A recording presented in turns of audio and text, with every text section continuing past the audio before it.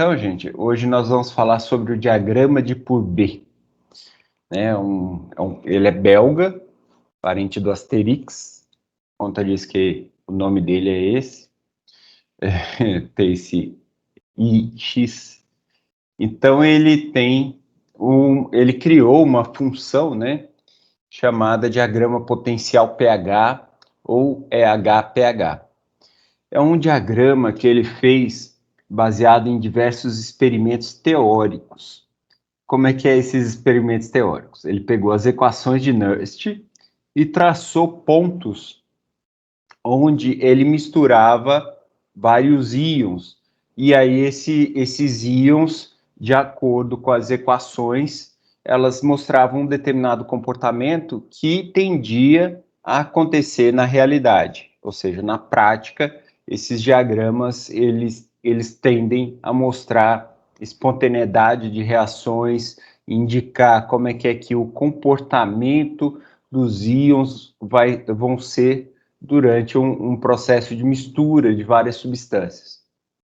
Então, ele ajuda a predizer a espontaneidade, ele estima a composição dos produtos de corrosão, ou seja, ele já nos dá uma noção do que foi gerado durante o processo corrosivo. E ele ainda tem a questão do ambiente, como é que o ambiente vai influenciar no resultado, tá? Ele é simples, tá? Esse daqui é um exemplo que a gente chama de padrão, mas eles podem ser diferentes, tá? Mas o que acontece? O que a gente observa são sempre 4 áreas, no mínimo, né? Em geral, né? 4 áreas. A área de imunidade, 2 áreas de corrosão e uma área de passivação. Então, o que é isso? E ainda vem 2 linhas, que é chamada a linha de oxigênio e a linha de água. Então, a imunidade é quando o elemento ele não vai se alterar, ele vai permanecer na forma metálica da mesma forma que iniciou o processo. Agora, ele pode sofrer uma corrosão ácida ou uma corrosão alcalina, que é importante a gente lembrar, né? pH varia, em geral, de 1 a 14, porém é um número, tá certo? Então a gente pode obter pHs negativos e pHs acima de 14. Porém, não é muito comum, porque aí geralmente a solução vai ficar tão saturada que geralmente ela não sai desses valores entre 1 e 14. Mas pode ser que ela chegue a esse nível. Então, com isso, a gente sempre vai observar essas áreas. A passivação, o que vai ser? Ela vai ser justamente quando nós temos uma proteção do metal. Por quê? Porque o metal vai formar uma camada onde ele vai sofrer oxidação, né, o processo corrosivo, no seu material como um todo. E essa camada de corrosão, ela vai atender esses 4 requisitos, tá? Ela vai ser aderente à superfície, ela vai ser densa, sem poros, sem trincas, ou seja, o metal não vai conseguir se comunicar com o meio externo. Ele vai ser isolante, ou seja, não conduz nem elétrons nem íons, tá certo? Nada atravessa essa camada e ele é insolúvel ao meio, porque às vezes, né, tem camadas que podem atender essas 3, mas ela pode ser solúvel ao meio aquoso, por exemplo. E aí não adianta nada. Essa camada vai perder, vai sair, e aí vai chegar o metal e o metal vai oxidar. E aí o que acontece? Se essa camada atender esses 4 requisitos, o metal não sofre mais nenhum dano, ou seja, ele não vai sofrer mais nenhum processo corrosivo, tá? Essas regras da passivação valem para tudo, tá? Vale para todas as situações que vocês inserirem o metal. Então, por exemplo, o ferro, ele não tem uma camada passivadora, ou seja, uma camada protetora. Por quê? Porque a ferrugem não é aderente. Se você passar a mão na ferrugem, você retira ela facilmente, tá certo? Ela não vai ser aderente. Já o alumínio, ele forma uma camada de óxido de alumínio. Essa camada de óxido de alumínio, eu não consigo retirá-la passando a mão. Então, isso indica que o material vai ser bem aderente. Outra delas é que ele forma geralmente camadas bem densas e isolantes, tá? E geralmente é insolúvel ao meio. É claro que se você tiver num meio aquecido, essa camada vai formar, porém o metal vai estar liquefazendo e aí esse óxido vai para a superfície, porque tem uma diferença de densidade em relação ao metal, e aí você vai formar uma espécie de nata no seu material, certo? Por isso que toda vez que vocês verem um vídeo de fundição, só um instantinho, só para terminar o raciocínio, o que acontece? Você consegue é, é, você consegue retirar aquela camada, né? Todos os vídeos que vocês assistirem na internet de fundição, você pode ver que geralmente o pessoal passa um negocinho que a gente chama de varredor ou então de puxador, parece um rodinho. Aí ele puxa aquela camada e aí que ele verte o material num molde, tá? Justamente para evitar que esse óxido ele fique no meio do material e aí possa causar problemas. Pode falar, qual que é a dúvida, Rocha? Professor, quando a gente fala de passivação, o único procedimento de proteção é esse por formação de camada? Tipo assim, eu tenho algum outro procedimento que a gente chama de passivizar também? Existem várias outras formas de você depositar as camadas. Elas vão ser camadas passivadoras, porque você não vai deixar mais a camada o metal com uma camada ativa, ou seja, uma camada que pode reagir, tá? Assim, Por exemplo, a fosfatização é uma delas, muito usada para aço, tá? Principalmente ferro-carbono. E você tem também, por exemplo, no caso do próprio alumínio e do titânio, você cria essas camadas através de um processo eletroquímico, onde você consegue várias espessuras. E cada vez que você mexe na espessura, você muda a cor do metal.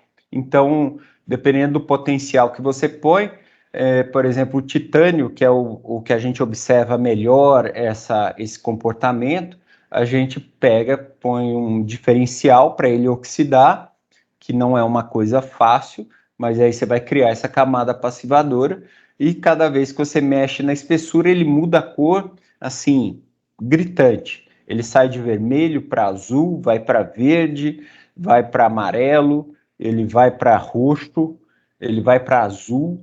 Então ele varia muito. É bem legal de ver. O alumínio também faz isso. Então, por exemplo, aquelas pinturas eletrostáticas de alguma forma é um processo similar a esse. Tranquilo? Obrigado. Nada. Ao longo do curso, a gente vai falar diversas vezes da formação dessas camadas, mas é importante a gente entender que uma camada passivadora, ela só é chamada passivadora se ela atender esses 4 requisitos. Se ela não tiver nenhum desses 4 requisitos, ela vai ter problema. Por exemplo, o cobre, o óxido de cobre, ele não é denso, tá? Ele tem poros, então ele também permite a passagem de eletricidade. Então aquele pó esverdeado, mesmo ele sendo depositado no material, ele não protege o cobre e o cobre acaba oxidando por completo. Tanto que antigamente o pessoal falava que quando você tivesse um material esverdeado, ou você tirava o verde, ou então você perdia o cobre, tá? Não, Bem, entendi. Aquela camada verde sobre o cobre, ela não tem efeito de passivador? não, não tem efeito passivador. porque ela é pouco aderente, ela adere, mas ela é pouco aderente, qualquer raspada com um material um pouco mais duro, você retira ele e ele tende a gerar um processo de pilha entre o óxido de cobre e o cobre, e aí o cobre continua corroendo. Então, por conta disso, porque ele permite a passagem dos elétrons pela camada passivadora. Então, ele perde essa característica passivadora e, na verdade, é apenas uma camada de óxido. Ok? Ok. Então, o que que acontece? Essas camadas, elas vão ser bem interessantes. Por exemplo, o aço inox. Porque o aço inox, ele é passivado. O que é isso? O aço inox é um dos... Ele tem esse nome porque ele é o aço inoxidável, tá? Ou seja, ele não vai sofrer oxidação. Por quê? Porque ele vai ter uma mistura de cromo no aço, tá certo? Ela tem ferro, carbono e cromo. Esse cromo vai estar acima de 12% de massa, tá? E aí o que vai acontecer? À medida que eu vou aumentando a concentração, como vocês podem ver nesse gráfico, depois de 8%, a, a, a incidência de corrosão cai drasticamente até zero quando chega no 12. Então, quer dizer, o material deixa de sofrer oxidações, porque o cromo ele vai formar óxido de cromo, e esse óxido de cromo vai proteger o aço como um todo, e ainda ele vai manter aquela aparência brilhante de metal. Então, o óxido de cromo ele protege o aço inox e é uma camada passivadora. Por isso que o aço inox é muito desejado, porque uma vez que você forma essa camada passivadora, dificilmente ele reage. É claro, ele tem as exceções, né? Que eu já falei para vocês, a química é a ciência das exceções. Então, por exemplo, o aço inox oxida fortemente na presença de ácido clorídrico e ácido fluorídrico. Por quê? Porque tanto o cloro quanto o flúor, eles vão ser tão eletronegativos que vão conseguir retirar essa camada de óxido de cromo. E aí o aço vai perder a passivação dele e ele vai deixar de ser inoxidável, tá? É uma das grandes questões que a gente sempre comenta.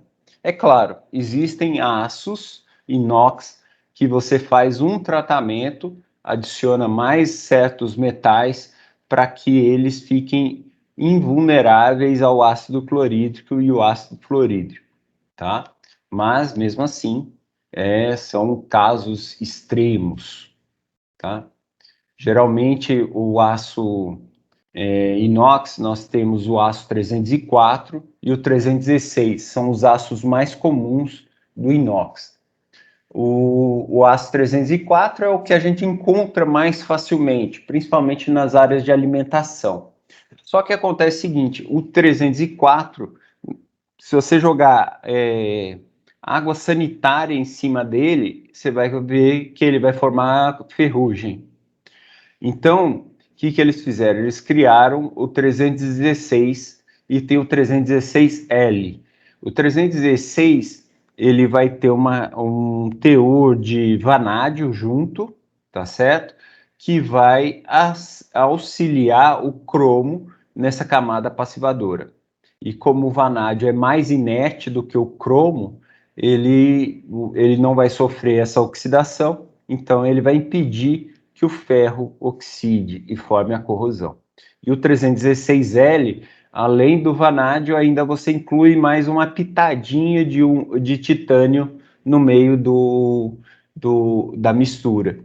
E aí esse teor de titânio, ele também é invulnerável ao ácido clorídrico, e aí evita todo o processo de oxidação na presença de cloreto.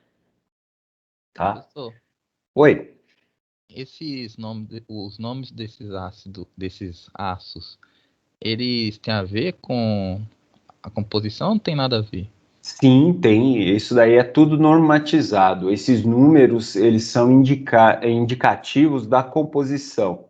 O 3, se não me falha a memória, é porque é 13% de cromo.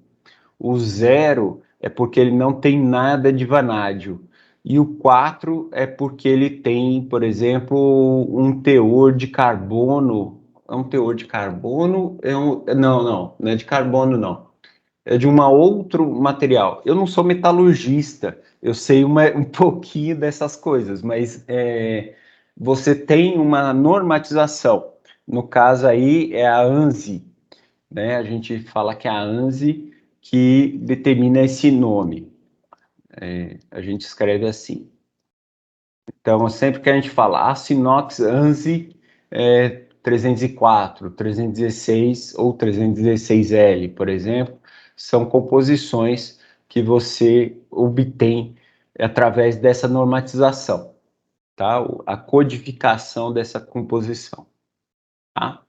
Tem uns livros, deixa eu ver aqui, eu tenho um livro aqui, deixa eu pegar ele.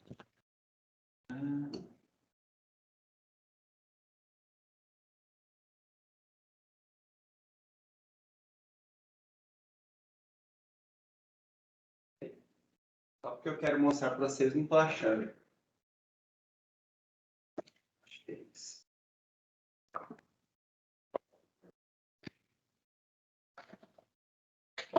Ué, só porque eu falei que eu ia pegar.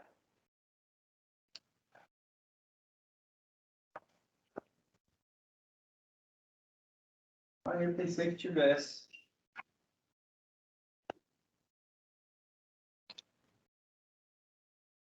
Gente, peço desculpas. É porque eu estou de mudança. Então eu pensei que o livro tivesse aqui, mas provavelmente ele já foi embalado para mudança.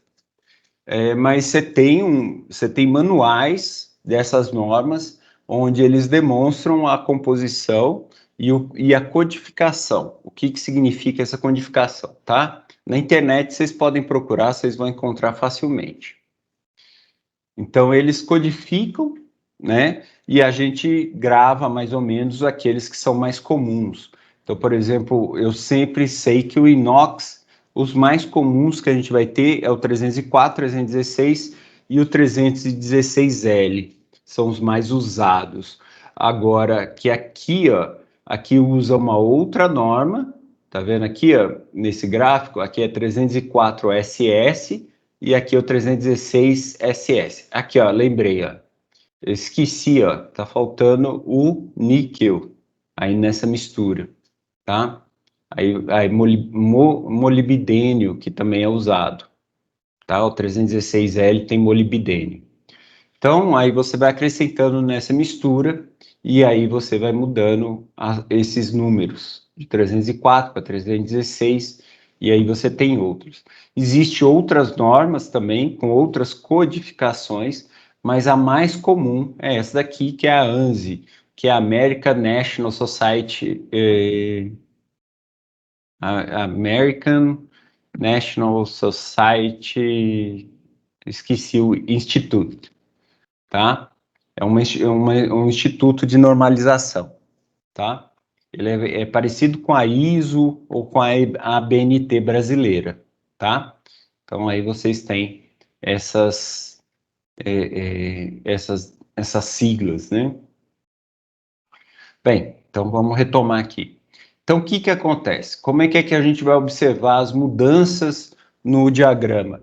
O diagrama ele é sensível a esses 4 fatores: a composição, ou seja, o que tem lá, a concentração dos sais, ou seja, se o meio no qual o meu metal está inserido já existe presença de outros íons e, consequentemente, aqui, por conta da equação de Nernst, a gente sabe que a temperatura e, consequentemente, a pressão vão influenciar o resultado, tá? Porque vocês têm que lembrar que essa questão da oxidação ou redução, ela vai acontecer através de um equilíbrio químico. Então, esses aqui são justamente os fatores que compõem a análise de um equilíbrio químico, tá certo? E essa é uma equação em que o por B usa a equação de Nernst, porque a equação de Nernst amarra termodinâmica com a eletroquímica. Então, nós conseguimos visualizar esses efeitos. Tá? Aqui nesse gráfico, a gente consegue ver a linha do oxigênio e a linha da água. Qual que é a importância dessas duas linhas? Essas duas linhas, que nem essa daqui já sugere, é a linha da água. Aqui é a linha do oxigênio, por quê? Porque aqui no meio eu tenho água estável, tá? No meio dessas duas linhas. E aqui em cima, acima desse ponto, é o oxigênio. Então, o que vai acontecer? Acima dessa linha, a água vai sofrer o processo de eletrólise. E aí vai ter a formação de oxigênio. E aqui, dessa linha para baixo, você vai ter a hidrólise formando o hidrogênio. Tá certo? Então, quando a gente observa, a gente vê aqui o pH, tá certo? E aqui o potencial eletroquímico, que a gente vê lá nas tabelas, que nem a gente viu no conteúdo passado. Então, o que acontece? Com essas linhas, se eu estiver observando dentro dessas linhas, a água não vai estar sofrendo nada. Porém, se você sair da linha para baixo, além do processo corrosivo, se você tiver água no meio, a água também vai sofrer eletrólise formando hidrogênio, tá certo? Ou se você tiver nessa linha, acima dessa linha. Então, dessa forma, todo gráfico a gente tenta colocar as linhas da água e do oxigênio para nós sabermos que se o nosso componente estiver misturado em meio aquoso e você aplicar um determinado potencial ou um determinado pH, você vai ter um problema sério com a presença da água. Porque o hidrogênio ele pode permear dentro do metal e criar o que a gente chama de empolamento por hidrogênio, que é um tipo de corrosão que a gente vai ver, tá? O hidrogênio vai permear o metal e aí vai formar bolhas dentro do metal. Já aqui no oxigênio, você já vai ter o oxigênio presente, então aqui o processo de oxidação, obviamente, vai ser bem mais acelerado. Então, por conta disso, é importante observar essas duas linhas. Então, por exemplo, aqui, um diagrama do zinco, tá certo? Então, o que eu tenho aqui do zinco? Eu tenho o zinco estável aqui embaixo, que é a nossa área de imunidade, as linhas do oxigênio e da água, tá certo? Aqui nós temos o zinco 2+, aqui nós temos o hidróxido de zinco, aqui nós temos o hidróxido ácido do zinco, tá certo? É um zincato, tá? Mas ele tem um íon aqui, tá? Ele tem menos aqui. Ele é -1. E aqui nós temos o óxido de zinco 2-. Aí, o que a gente tem? Porque quando eu pego a equação de Nernst e pego e vejo, eu vejo que o pH, né, observando essa equação, eu vou ver que o pH, para que o processo fique aqui, o pH vai ter que ser igual a 8,5. Então, se a gente vê a linha que faz essa diferenciação do zinco 2+ para o hidróxido de zinco, é justamente esse pH 8,5. Então, a gente sabe que se eu tiver pH abaixo de 8,5, o zinco vai oxidar para zinco 2+. Agora, se eu tiver acima de 8,5 e depois entre 8,5 e 10,7 o pH, eu vou ter um processo onde o meu zinco vai estar passivado. Agora me diz uma coisa, é uma pergunta para vocês. Eu tenho aqui, é uma área de corrosão, aqui é a imunidade, e eu sei que essa é a área de corrosão. E esse daqui? E obviamente a gente sabe que o hidróxido de zinco é o passivado, né? O íon passivador. E aqui? Ele é o quê? Corrosão passivador ou área de imunidade? O que vai ser essa área do HZNO2-?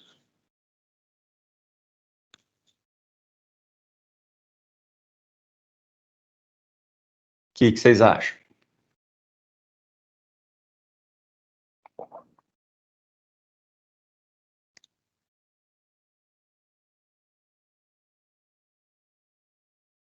Alguém? Ninguém quer arriscar? Acho que é corrosão. Por quê? Porque você disse que o hidróxido de zinco, ele é uma camada protetora, né? Os outros talvez não seja. Sim, o que acontece? Eu posso ter mais de uma camada, mais de uma área passivadora. Eu posso ter mais de uma área de corrosão ácida, posso ter mais de uma área de corrosão alcalina, tá? Então é importante o quê? Como é que eu vou saber se é uma área de corrosão ou passivação? Se forma íons, ela é corrosão, tá certo? Então, o HZNO2-, ele é passivador. Desculpa, ele é um elemento de corrosão. É uma outra corrosão alcalina. Então, a corrosão alcalina do zinco, eu tenho dois tipos de sais que são formados, tá certo? Sempre que eu tiver uma substância neutra no meio, eu vou ter o passivante, tá certo? A camada passivadora. Então, a camada passivadora, a princípio, o hidróxido de zinco, ela é passivadora, tá? Uma das limitações do diagrama de Purbe é que ele não diz, por exemplo, que o hidróxido de zinco é solúvel, tá certo? Só que ele pode facilmente oxidar e virar óxido de zinco, tá? Mas aqui no diagrama de Purbe ele não consegue me dizer isso. E ele também não vai conseguir me dizer em que velocidade essas reações acontecem. Pode ser que eu veja que pHs abaixo de 7, o zinco sofra corrosão. Porém, entre 7 e 8, ele às vezes demora anos para sofrer a oxidação, tá certo? Então, isso daí não é uma das limitações do diagrama de Purbe. Ele dá a indicação, mas ele não diz o que é na verdade. Desculpa, gente. Aqui, por exemplo, nós fizemos uma solda nessa barra, tá certo? Então, o que eu vou fazer para limpar essa parte aqui, que é o óxido de ferro? E aí eu observo o diagrama de Purbe. Então, se eu usar uma solução ácida, eu vou ter grandes problemas. Por quê? Em pHs abaixo de 7, eu vou transformar essa parte que não tem corrosão numa área corroída, tá certo? Então, eu vou tentar usar o quê? Soluções hidróxidos, onde o pH acima de 9, para eu não ter dor de cabeça. Porque se eu estiver trabalhando com pHs abaixo de 9, eu posso ter essa parte. A fórmula, ela é só o metal. Então, que nem aqui nesse gráfico, essa área aqui que só tem o ferro metálico, tá certo? Ele é a área de imunidade, tá certo? Então, ela é neutra. Aqui, ó, eu tenho os íons de ferro. Aqui também eu tenho íon de ferro, olha lá, óxido de ferro 2-. O que isso significa? Significa que isso daqui é uma área de corrosão. Agora, aqui no meio, aqui, ó, Fe2O3N águas. Isso daqui é uma área passivadora. Aqui também, ó, Fe3O4. E o FeOH2 também é passivadora. E aqui é a corrosão do material, tá certo? Agora, essa corrosão, vocês veem que acontece independente do pH. Só vai depender do meu potencial elétrico. Então, se eu tiver outras reações acontecendo naquele meio, eu posso obter óxido de ferro 2-, tá certo? Por quê? Porque aquela reação pode fornecer potencial elétrico suficiente para que o ferro 3 ou o óxido de ferro ele vá e ionize e seja corroído para FO4 2 tá? Então, se eu vou limpar uma superfície metálica, eu vou limpar ela à base de aço, né? Se eu tiver um aço, eu vou limpá-la sempre com pHs alcalinos, porque se eu trabalhar com pHs ácidos, ao invés de limpar, eu vou sujar a barra toda, eu corro o risco de oxidar ela toda, tá certo? Então, isso é importante. Então, aqui tem essa ampliação para vocês verem, né, que eu falei. Então, essas duas áreas são de oxidação. Aqui é de oxidação, ou seja, áreas de corrosão, corrosão e corrosão. Aqui são áreas passivadoras, então eu tenho 3 áreas passivadoras, tá? Que são essas 3. E aqui eu tenho a minha área de imunidade. Agora, como é que eu sei que é corrosão ácida e corrosão alcalina? Alguém consegue se arriscar?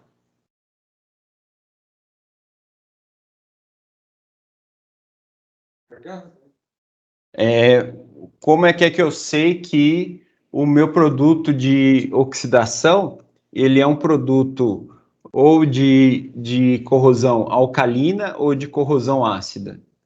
pH, né? Hã? No pH, né? Aí fica fácil. Mas, por exemplo, esse daqui, ó, ele é uma corrosão alcalina ou uma corrosão ácida? Boa pergunta. Ele ocupa toda a área de pH. E aí?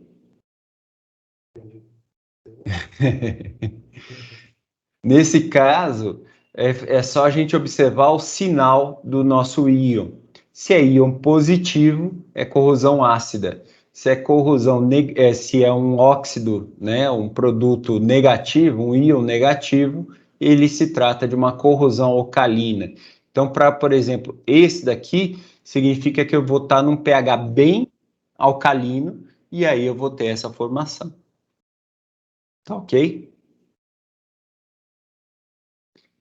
Bem, esse daqui é o do ferro na água, porque o meio também vai mudar e aí você tem um comportamento. Se eu misturo, por exemplo, água, sal e ferro, eu vou ter um outro diagrama diferente desse, tá ok? Porque aí eu tenho os íons de sódio e de cloreto no meio da minha mistura. Então isso daqui vai ter que aparecer no meu diagrama, tá ok? Aqui é o do chumbo. Então, aqui a corrosão dentro de tubulações de chumbo, tá certo? E a nossa bateria, que é importante.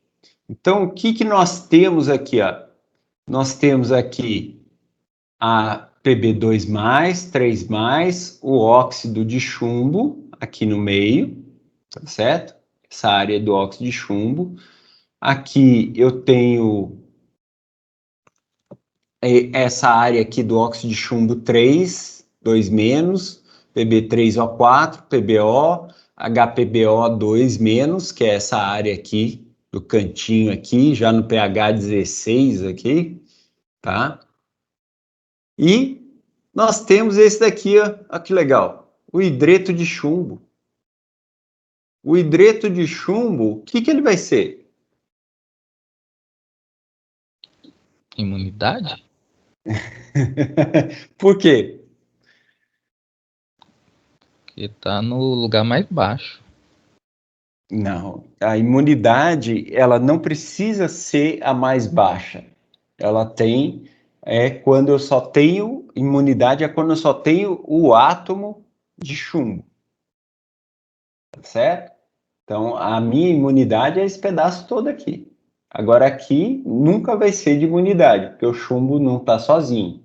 Então, aqui é uma área passivadora ou uma área de corrosão?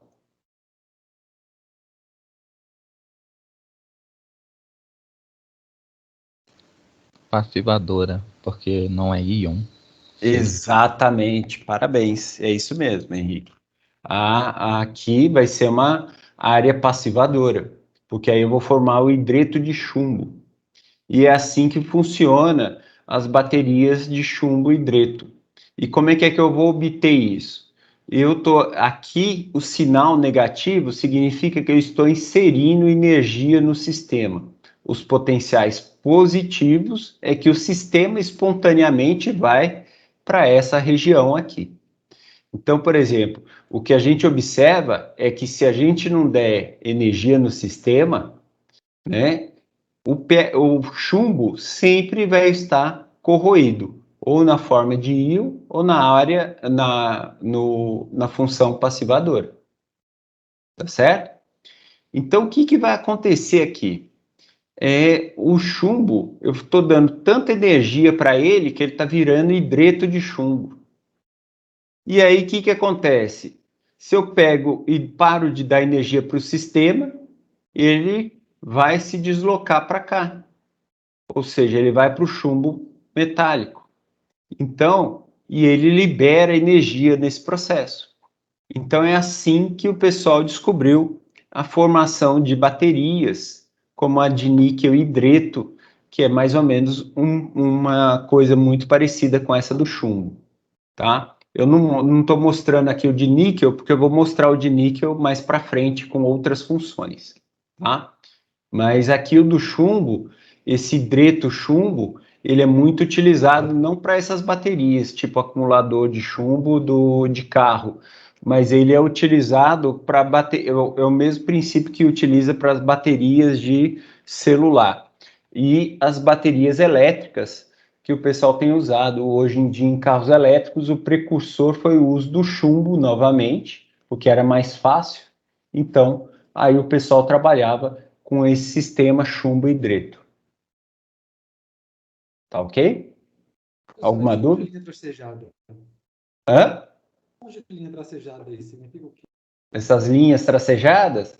Essas linhas tracejadas, elas são linhas relacionadas ao ambiente da água, tá? Aqui é a linha A e a linha B, aqui é a linha da água e aqui é a linha de oxidação. E como esse diagrama eu tirei de um atlas, né? Porque o Purbe, como ele criou um atlas de composições. Então ele fez vários cálculos e o pessoal só foi atualizando e manteve o nome, né? Que é, hoje em dia é chamado de Atlas de Purbe, justamente por conta dele ser o criador desse atlas. Então eles vêm atualizando periodicamente e colocando algumas situações. Aqui, essas outras linhas tracejadas que tem aqui, que nem essa e essas duas aqui, elas estão relacionadas às reações químicas que vão acontecer. Então, por exemplo, aqui, ó, apesar daqui ser uma área de chumbo 2+, o que vai acontecer? O chumbo 3+ está bem aqui no cantinho, tá? Ele é bem raro de acontecer espontaneamente. E o que acontece? Nesse pedaço, ele pode, por conta da presença da água virando oxigênio, ele oxidar para chumbo 3.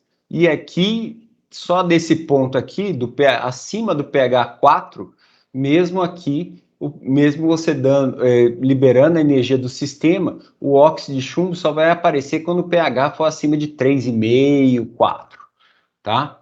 E antes disso ele vai estar mais tendendo a fazer um equilíbrio entre chumbo 3+ e o óxido de chumbo, tá? É um raciocínio mais complexo, tá? Mas não precisa preocupar com tantas linhas. Vocês só precisam preocupar com as linhas contínuas, para vocês saberem as áreas, e a linha do oxigênio e a linha da água. Essas são as mais importantes que vocês precisam ver, tá? Mas aqui, Sim. Eu não entendi, não está claro isso para mim, da questão da linha do oxigênio e da linha da água. O que significa abaixo da linha ou acima dela? O que acontece? Não entendi. Então, aqui no meio, a água vai permanecer estável, ou seja, a água não vai participar da reação. Porque o que acontece? Se eu tiver abaixo dessa linha e tiver água, ou acima dessa linha e tiver água no meu sistema, o que vai acontecer? A água vai competir com o equilíbrio do metal. E aí ele vai fornecer energia para o sistema. Então, por exemplo, aqui, o chumbo permanecendo metálico, o que vai acontecer abaixo dessa linha? A água tende a sofrer hidrólise e liberar hidrogênio. Então, o que vai acontecer? Na hora que ele libera esse hidrogênio, ele está absorvendo a energia do chumbo, entendeu? Então, isso daí vai ser importante por conta disso. Aqui em cima, ao contrário, aqui eu vou ter formação de oxigênio, vai ter a eletrólise da água formando oxigênio, e aí o oxigênio vai estar competindo com o sistema. Então, o que acontece? Eu estou liberando oxigênio no meu sistema, ele tende a formar OH-. E se ele forma OH-, o que vai acontecer com o meu pH? Diminui. Não, aumenta. Vai aumentar. Então, a questão toda está no fato de que se eu tiver nessa área daqui e o oxigênio estiver sendo formado, a própria reação química do oxigênio vai fazer com que o pH aumente e aí gere um efeito dominó e aí gera uma situação que eles chamam catastrófica. Por quê? Porque além de eu ter a oxidação do chumbo, eu vou ter a formação do oxigênio em grande quantidade e o pH da minha solução vai estar deslocando para cá, piorando mais a situação. Entendi. Entendeu? Então, abaixo da linha da água, você vai ter a água reagindo, liberando H+. Exato. Que aí, se eu libero H+, o que vai acontecer com o meu pH? Diminui. Diminui. Então, aqui, ó, no caso do chumbo, não vai fazer muita diferença. Mas a tendência é que, em vez de eu formar óxido, ele vai tender a virar sempre um produto de corrosão, sal de chumbo. Certo? E se eu tiver aqui em cima, eu tendo mais a formar óxidos. Beleza. Aí, acima da linha do oxigênio, a água reage, só que liberando OH-. É porque se eu tiver dentro dessa situação, eu tenho que observar as duas coisas. Eu não vou poder mais ignorar a presença da água, tá? Então aqui a presença da água não tem problema nenhum dentro dessas duas linhas. Para mim não vai influenciar em nada. Agora, fora dessas linhas, a água vai estar competindo com o meu sistema. Então ele pode gerar um efeito dominó e degradando cada vez mais. Tá certo? Mas como que vai ser o equilíbrio quando a água não participa? Aí o equilíbrio é entre o meio e o metal. Mas o meio não é água? Sim, mas aí você tem o pH, né? Aí você está mexendo no pH. Mas que nem eu falei, se eu ponho sal aqui, esse diagrama muda todo. Se eu jogar sal de cozinha, cloreto de sódio aqui, esse diagrama muda tudo. Porque aí eu tenho que levar em conta as reações do cloreto de sódio. Beleza. É bem mais complexo. Ele tende a ficar cada vez mais complexo. Aqui, ó, o Prêmio Nobel de 2019 em Química foi justamente a bateria de lítio, por usar um sistema parecido com esse. Aqui, ó, o lítio, íon, e aqui o hidreto de lítio. Então, essa transição aqui é justamente o que a gente obtém. Então, a gente vai dando energia aqui, aí quando chega, geralmente dentro de uma bateria, o pH está na faixa de 4, tá? Por conta do hidróxido que tem lá, o hidróxido de potássio. Então, ele mantém esse sistema aqui pertinho. Então, quer dizer, com isso, eu consigo acumular por volta de 1 volt, 1,1 volt de energia. E depois eu libero, alimentando o meu sistema, e aí ele volta para cá. E aí você dá carga, ele volta para hidreto de lítio. E assim vai. Tá? Bem, aqui, esse daqui é uma aplicação prática, tá? Esse daqui é um software que é comercializado, ele é bem barato, quem quiser pode comprar, tá? Eu recomendo. Ele é $900 por licença para estudante, então aproveitem a liquidação, tá? Ele é $900 para estudante, e ele te dá uma chave para você usá-la por 1 ano. Depois disso, você tem que pagar mais $900 para usá-la. É bem baratinho, tá? Na época que eu estudava isso, meu sonho de consumo era ter dinheiro para comprar o software, porque ele iria me ajudar muito em muitas coisas. E é isso que ele faz, tá? Esse software, você coloca aqui os componentes. Então, aqui eu pus cobre, enxofre e água. E aí ele desenha isso daqui. Por que eu coloquei o enxofre aqui? Porque a maior parte do minério de cobre existe enxofre, tá? Ele, na verdade, ele sempre está a maior parte dele está na forma de sulfeto de cobre. Aí, de cobre 1 e aqui o sulfeto de cobre 2. O que é interessante é o seguinte, se vocês observarem aqui, eu tenho cobre metálico e cobre metálico.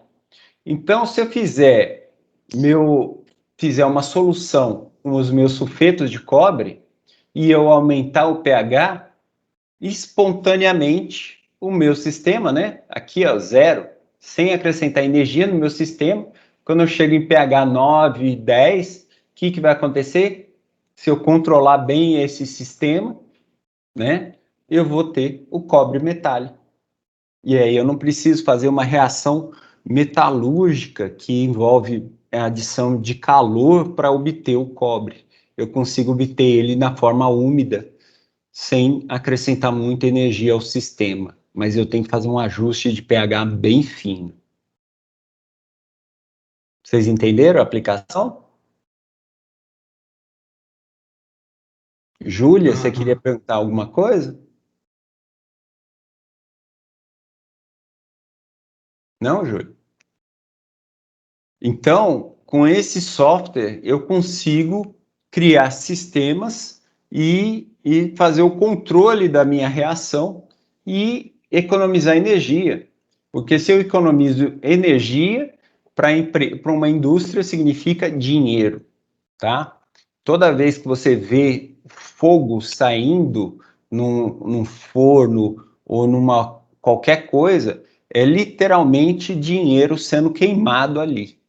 Então, você tem que evitar isso, né? E aí você obtém essa situação e, geralmente, com esse sistema, você gera energia. Então, aí você tem que absorver esse excesso de energia. É muito interessante, porque aí, por esse processo, além de eu obter o meu cobre a baixas energias, né?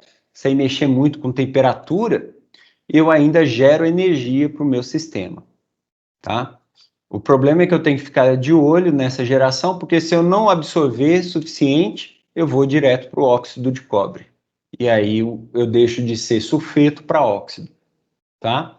Mas que também é bom, porque o óxido de cobre é mais fácil e de custo menor para você reduzir o cobre do que o sulfeto, tá? Então, esse diagrama só mostra as vantagens de você saber aplicar esse diagrama de forma correta. O cobre também tem uma tendência a formar o que a gente chama de complexos, né? Vocês estudaram isso em química inorgânica, né? Os complexos de cobre com amônia, por exemplo. Então, aqui eu tenho um sistema de cobre, nitrogênio e água.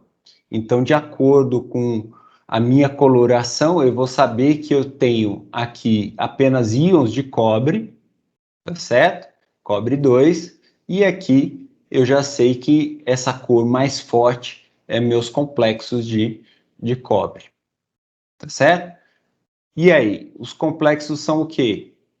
Corrosão ou passivação? Corrosão?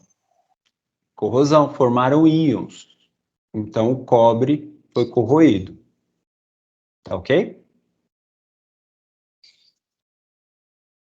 Quer perguntar, Júlia? Pode perguntar.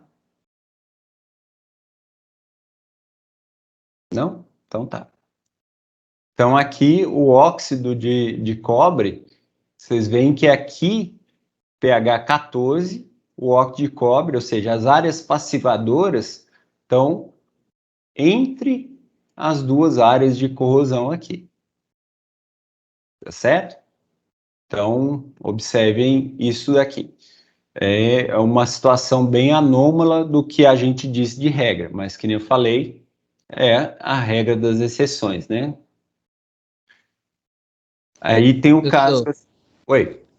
naquele caso ali do cobre, aqueles passivadores, na prática, não tem efeito de passivação, né? Esses óxidos aqui, Isso. sim, eles estão passivando. Mas eles têm efeito de passivação? Tem. Eles têm efeito de passivação. Só que aí eu vou fundir o meu metal e aí eu separo o metal da solução aquecida com esses óxidos. E aí eu pego e faço um processo de redução com cobre, geralmente por base eletroquímica. Ou seja, eu pego e acrescento potencial para que ele caia aqui e venha para essa área aqui de novo.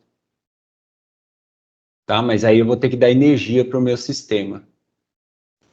Aí a energia que eu estava gerando antes, eu vou ter que gastar aqui. Só que não é assim, né? Tão fácil. Essa é a limitação do diagrama. Ele não mostra o quão difícil ou quão fácil é para você fazer essas transformações. Tá? Mas ele já dá uma boa ideia, um direcionamento. Então, por exemplo, existe esse caso aqui, ó, a fosfatização do ferro, que é muito utilizado para aços ferro-carbono. Então, por exemplo, eu tenho essa estrutura e aí eu faço a fosfatização, porque controlando o meu pH, aqui é só um diagrama de ferro e água, tá? Mas aí eu ponho ácido fosfórico na solução e aí eu vou ter dentro desse pH bem estreito, entre 9 e 10, tá? Eu não posso variar mais do que isso, aí eu vou ter essa camada passivadora de fosfatização.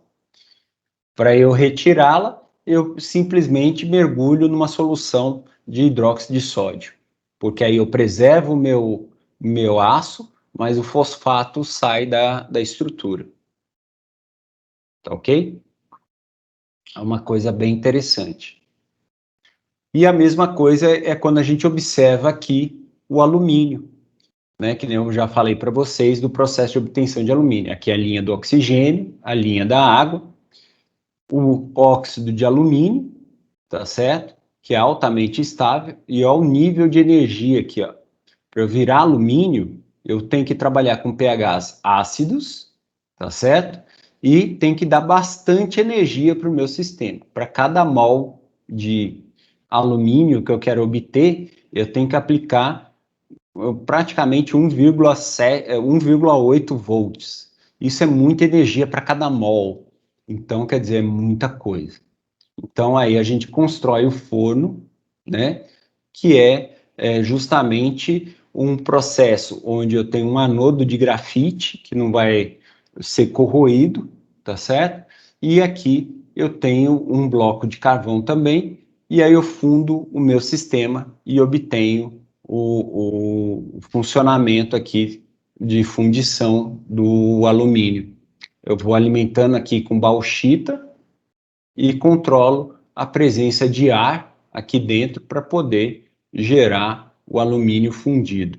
Por baixo eu tiro o alumínio fundido, por cima fica os sais ou os óxidos de alumínio que ainda não sofreram a reação. Então eu faço isso por bateladas, tá? E eu tenho que aplicar muita energia.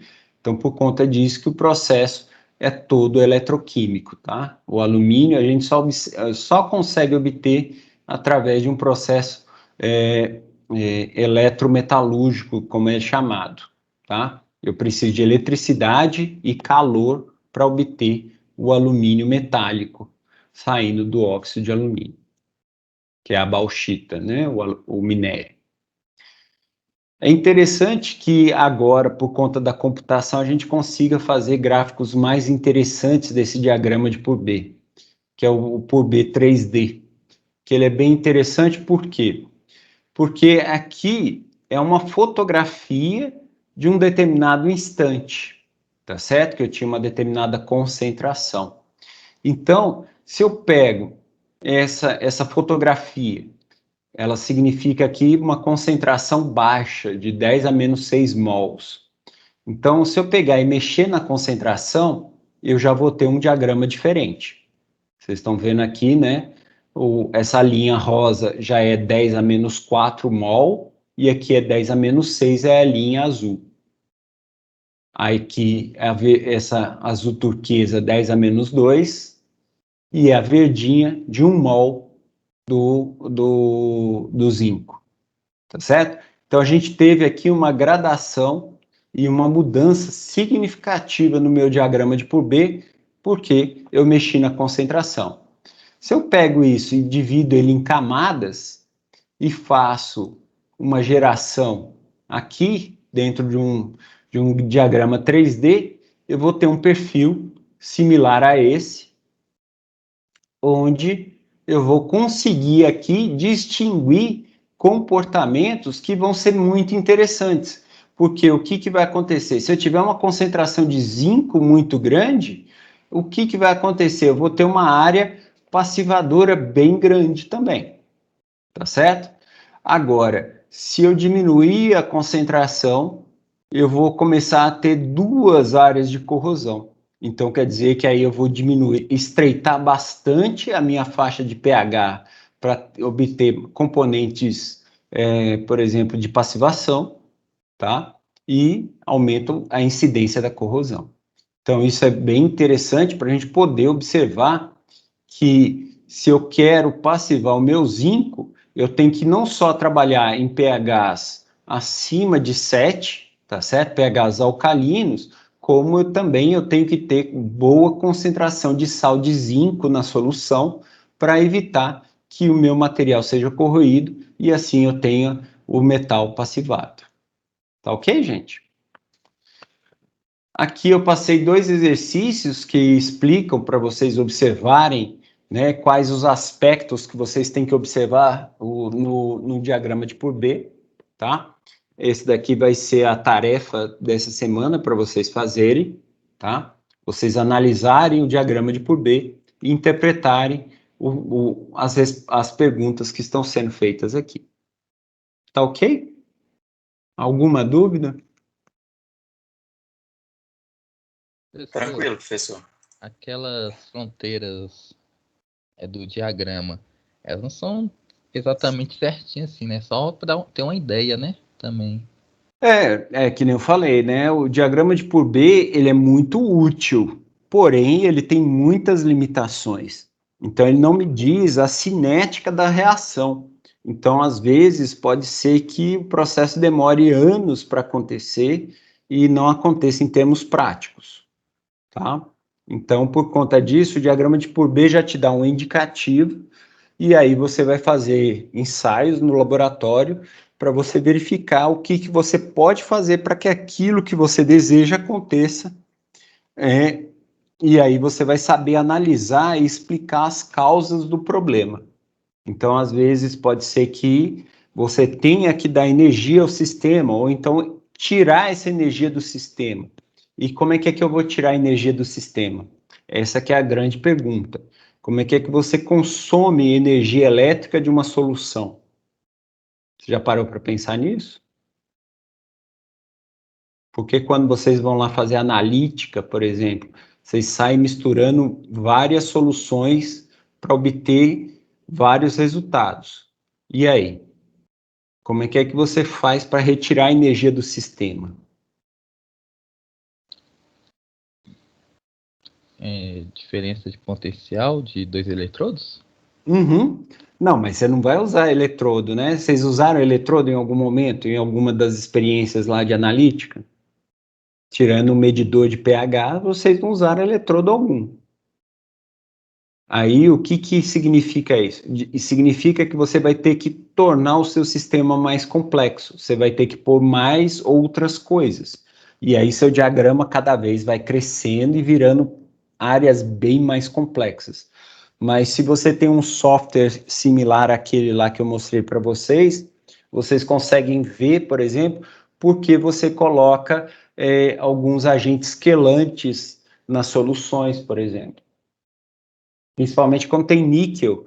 Vocês não usam EDTA para estabilizar uma de níquel ou de zinco, por exemplo, para evitar aquela complexação? Essa aqui é a ideia, tá? O uso de EDTA, porque aí você tem os complexantes, você tem outros agentes como amônia que você usa, e por que certas reações só acontecem em determinados pHs? É por conta do que o diagrama de Purbeck indica, tá? Ele ajuda a explicar muitos comportamentos que vocês visualizam, mudança de cor ou mudanças de, por exemplo, precipitação. Vocês têm que lembrar que uma vez que esse sistema ele se torna sólido, ele muda a presença dele dentro da solução. Então, isso daí também é um aspecto a ser avaliado. Então, bom dia, bom resto de semana para vocês. Obrigado pela atenção e até mais. Falou, professor. Até mais. Obrigado, professor. Boa tarde. Até mais. Até mais. Obrigada, professor. Bom dia. Até mais. Obrigado.